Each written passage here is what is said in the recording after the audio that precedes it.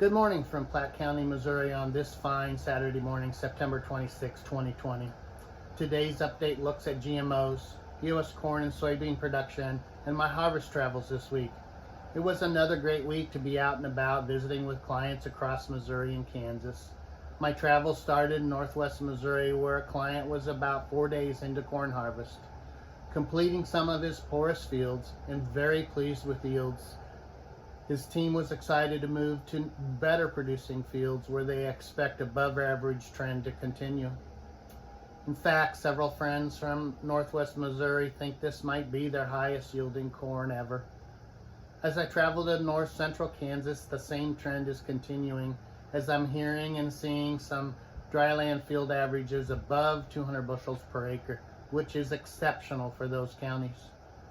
As I transition to western and northwest Kansas this week, the irrigated corn reports suggest yields are about average, with high moisture corn harvest being moved to feedlots.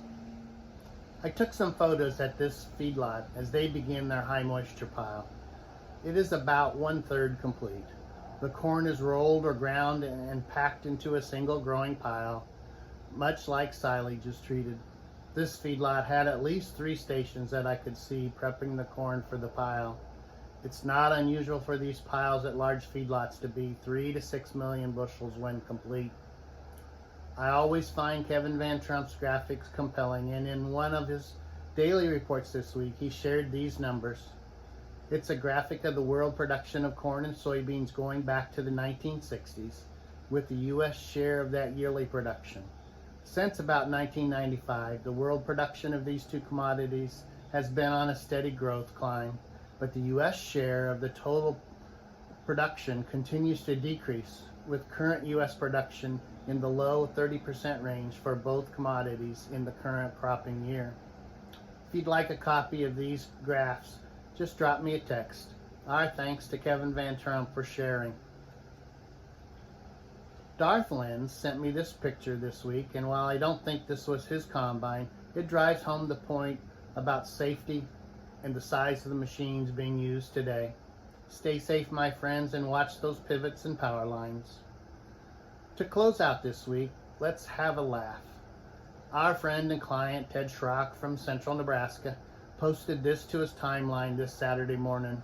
Ted's a client of my teammate Blaine Schmidt, and I've met Ted multiple times. If you've had an opportunity to meet Ted, you would remember him. He is a strong advocate of GMO technology and had to go back to March 7th of 2014 in my photo and video files to find this video he sent me.